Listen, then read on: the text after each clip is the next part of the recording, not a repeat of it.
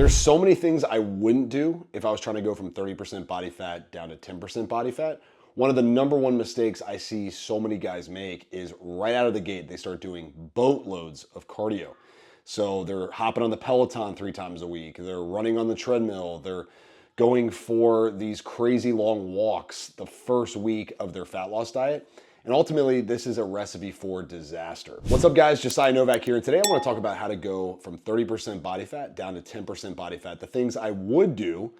I mentioned one of the things I wouldn't do already, but I've been 30% body fat before. Years ago, in my early 20s, I was 65 pounds overweight.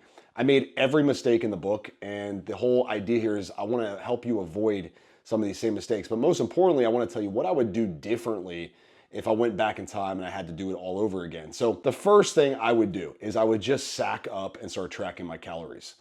Early on, I followed a meal plan. I had no idea how many calories I was eating. I was eating clean, and when I look back and add up the calories, it was actually pretty low. I wasn't going crazy high in calories, but I hated my life because I thought I had to eat very specific foods that were quote unquote clean, that didn't have any kind of processed nonsense, didn't have anything dirty, I guess is the right word.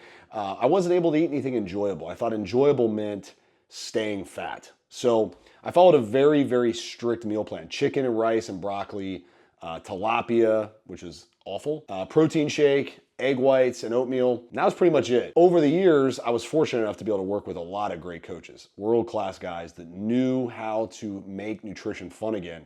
And I learned a ton from them. And then I put my own spin on it over the past 15 years of being a coach myself. It's one of the first things I tell guys who come to my program. Number one, you're gonna have to start tracking data. Stop being a little bitch and start tracking your data, because at the end of the day, it's not that difficult. It takes maybe 5 minutes a day to track your calories. One of the biggest mistakes guys make is they think, oh, I'm just gonna wing it, right? I'm just gonna look at my plate and go, oh, that looks healthy. I'm gonna order the healthier options. I'm gonna eat a lot of meat, or I'm gonna go keto and just eat fat and protein all day.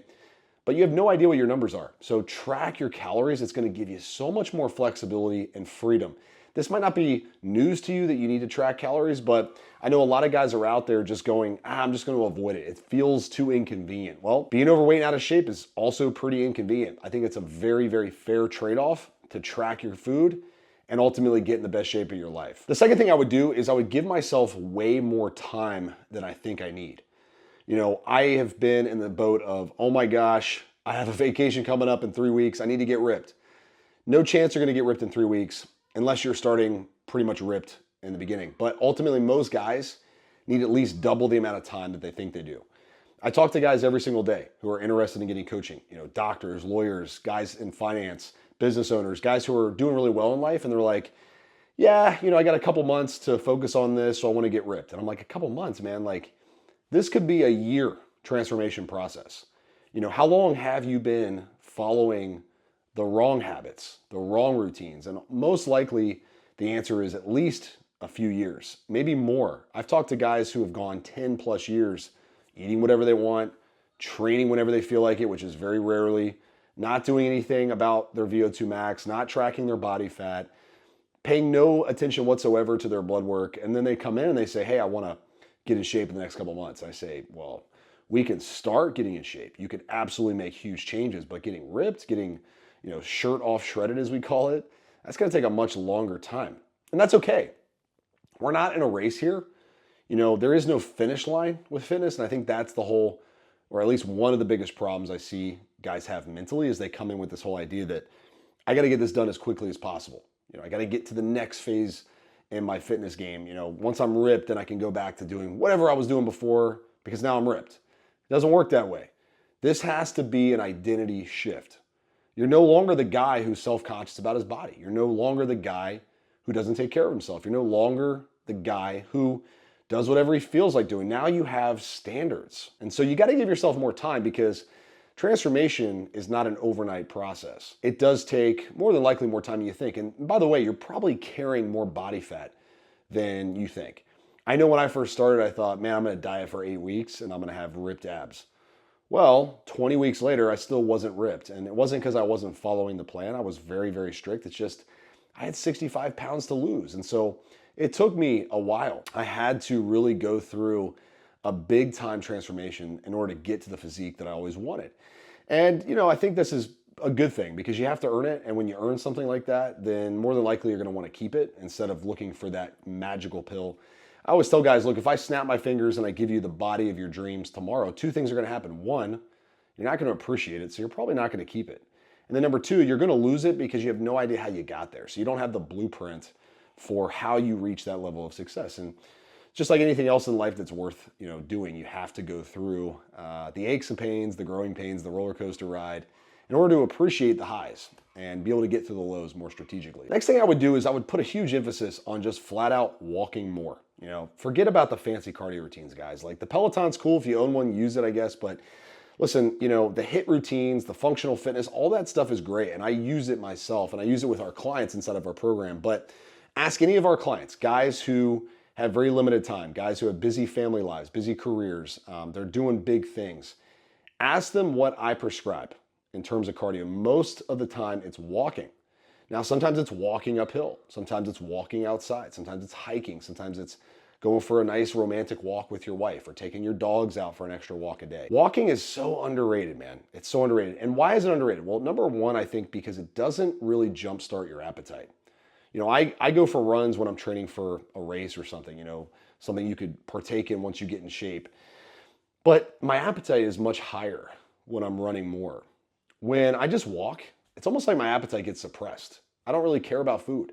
One of the biggest ways to get through a craving is to go for a walk. This is killing two birds with one stone because you're burning more calories and you're suppressing your appetite. Huge win when trying to lose fat because our appetite can be one of our biggest nemesis when it comes to fat loss. We need to control it. We need to make sure it's suppressed as much as possible.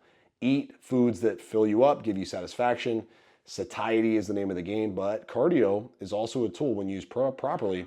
Walking can be both a fat loss aid and an appetite control. My suggestion for most guys is pick a step goal. Once again, we're talking about data here. Important for you to know your numbers. How many steps you take every day is a good barometer for success when it comes to fat loss. If you're under like 8,000 a day, you're probably not moving enough. But it's easy to fix this. It's just sometimes an extra 10-minute walk, an extra 20-minute walk, extra 30-minute walk a day. Start getting your steps in that 8 to 12,000 per day rep or per day step count range.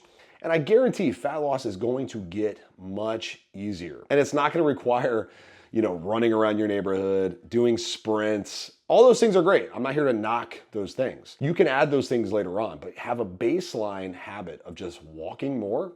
And I guarantee you're ultimately going to reach new levels of leanness way faster than most. One thing I would do that I didn't do early on is I would cut down my meal frequency from 6 to 7 meals a day, which I was doing early on, to like 3 meals a day. Here's what I do now. I typically don't eat breakfast. Fasting has quickly become one of the best tools.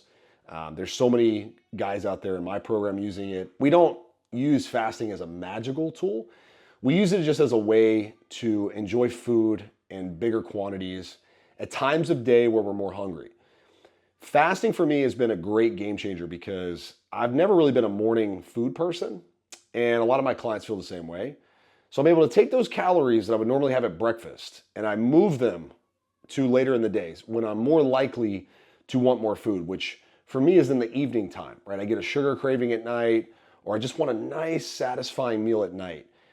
What I would do here is I would cut down my mealtime to what I do now, right? So instead of 6 meals a day, I would have a lunch, I'd have a small snack early afternoon, mid-afternoon, and I have a big dinner, and then I have a dessert afterwards. And I say dessert because it does have to be something, at least for me, that I look forward to in my day. If all I'm doing is trying to eat perfect all the time, you know, then I'm just not as excited about my diet. But I like to include something that tastes good, that's calorie friendly, that allows me to hit my goals and still enjoy food in the process. For me, I like a little dessert after dinner. I like that salty and sweet combination. So a saltier dinner like steak and potatoes, followed up by, you know, like rice cakes and whipped cream with some fruit of some kind, just to satisfy that little sweet tooth at night. Sugar is not the enemy here, guys. Like sugar is something that your body will burn for energy when you work out. Doing crazy amounts of processed sugar, yeah, definitely don't recommend that. But I think at the end of the day, we vilify so many things that are really not the main antagonist in our story. It's really about, our overall habits and routines and being strategic and not having a game plan. So many guys don't have a game plan. So this is going to fix that. So cut down your meal frequency. Eat bigger, less frequent meals, and I promise your appetite will once again be under control. Next thing I would do is I would set a really important target, like deadline, call it, carrot that I'm chasing, like a vacation or a photo shoot. And I put myself in a position where I have a little more pressure. See, pressure is good, okay? When you have pressure or you have problems, that means you have blessings. You have something that is worthwhile in your life, something that's worth chasing, something that's worth putting effort into. I would set a time, on my calendar where I'm gonna go do a photo shoot with my wife, or photo shoot by myself, or a photo shoot with my kids, or something to where I have to show up in shape. Now I give myself enough time. Before I was, chasing abs, but I never really had a deadline. It was always just like, yeah, I guess when I get there, I get there. And then, what changed for me was I entered bodybuilding competitions. Now I'm not saying you have to do that. I have friends who do. They go and crush a fitness physique competition, but that's not something you have to. If it's something you're called to do, go do it. But one thing we do with our clients when they join our program, and by the way, if you're interested in our program, you can check out the link in the description below. There's some early steps you can take to get more information about what we do. But one of the big things I do with clients is I say, hey, let's set some targets for you that are going to lead to you getting there with more diligence, more focus, and more consistency. Because look, you got to have skin in the game. Now, investing in a coach, that gives you big time skin in the game. Right now, you don't want to lose that investment. So you go, all right, I'm going to follow what he says. I'm going to do what I'm told, and I'm going to get there faster because I have someone telling me exactly what to do. But I think it's also important to have personal targets that you're aiming for so that you have some things along the way that you can check the box and say, yes, I am winning. I got my photo shoot done. I hit a body fat that I wanted to hit for a vacation. I took pictures with my shirt off and I felt great for the first time in my life. Like, these are things that are going to add to the enjoyment of the process. You got to have things that allow you to celebrate. Like, you're not supposed to just get in shape and just sit around and be like, yep, all right, I got in shape. No one cares. Like, you need to have something that gets you excited. And then you can always set these goals. You can set performance goals. You can set vacation physique goals. Man, like the options are honestly unlimited here. But don't make the mistake of just saying, oh, I'm going to get healthier and having no real targets that you're chasing. Because when you put things down on paper, you better do what you say you're going to do, right? Like our group and inside of our coaching program, they're going to hold you accountable. If you don't do what you say you're going to do, people are going to call you out. That's being in an environment of success. That's going to raise your standards. It's not about yelling and like being fake alpha and like, trying to be cooler than anybody else. It's not about like, showing off your Lambo and Rolex and trying to like flash your Gucci shoes everywhere. Like, save that for the guys who, I guess, get fulfillment out of that. I'm talking about like, hey, don't you feel good about yourself, dude? Like, don't you feel proud of yourself for saying you're going to do something and then going and doing it, right? If you miss it, like, hey, how can we help? How can we get you to push past these, self-limiting beliefs that you might have about yourself? But if you don't have targets and goals, like, what are we aiming for? If you're a sniper out there with no target, good luck. Like, you're just, shooting into the wind. Like, hey, let's set some real meaningful goals that you can aim for on an ongoing basis. Next thing I would do is I would follow a routine that I could see myself doing forever. Yeah, my calorie amounts might change. Yeah, my step count goals might change. Yeah, my workouts might change a little bit, but ultimately my system stays really consistent no matter the goal. Whether I'm trying to lose fat, build muscle, improve performance, or just maintain. I typically lift 4 times a week, 3 times when I'm running more. I eat the same foods that I just love all the time, different ways of making them sometimes. I walk pretty much around the same amount, just slightly more when I'm trying to lose fat. It's just easy. It's sustainable. And that's what I want to help you create. If you don't have a plan that allows you the enjoyment and the sustainability, like, man, you're chasing something that is ultimately going to result in failure because you don't love it. You don't have something that you feel good about doing all the time. So to give you some math here, if you're starting at 30% body fat, most of our clients lose about 1% of body fat per week, okay? So if you're trying to get out of 10, a rule of thumb is 20 weeks plus, I'd say at least, 20%. So I'd say like 24 weeks of consistency could take you from 30% body fat down to 10% body fat. Now, this could take longer. I'm not here to blow smoke or anything like that. I'm here to give you a realistic, but also, meaningful picture of what it might take in terms of time. So 24 weeks is kind of the baseline that I would set, and I'd probably go anywhere from 24 to 30 weeks. No longer than 30 weeks though. Like push yourself, okay? 6 months, 7 months, in that range to get from 30% down to 10%, I think is a really good picture. Now, if you're starting higher than 30%, cool. We just got to give you more time, right? I work with a lot of guys who start 40% body fat, 45% body fat, 50% body fat.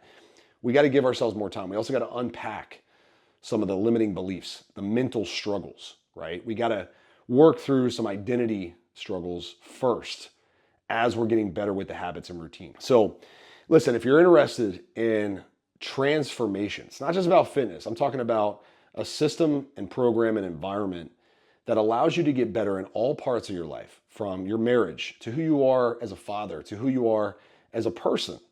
If you have some downward spiral type of behavior that's just limiting you and you don't feel great, maybe you're starting to lean into a depression, and the one area of life that you feel most called to attack first is your body, then I would invite you to check out our True Transformation program. You can learn all about it in the description below. I also have some courses if that's where you prefer to start, but ultimately if you're someone who's called to do more and you're like, I don't want my life to slip by, me not feeling like the best version of me not showing up as the best version of me. I have these vices, I have these habits that I know are not adding to my life, they're taking away from it. That's where true transformation happens, when we decide to put our foot in the ground, draw a line in the sand and say, hey, enough is enough. The past is the past. Moving forward, I'm going to be the best version of me. And we start living that way in the True Transformation lifestyle, which you can learn all about using the description below. That's where guys truly make life count. We master our fitness, and in doing so, we improve all parts of our life, our marriage, our parenting, our friendships, our career, the money we make. Everything gets better when we're healthy and fit, spiritually, physically, and mentally. So check out the link below. Love to connect with you. I'd love to set up a chat to see if we can be of help. In the meantime, hope this video helped. If it did, subscribe to the channel. Let me know. Comment below if this video was great, if you enjoyed it, if you got something out of it. And I look forward to talking to you on the next one. Life moves fast. Make it count. Talk to you soon. Peace.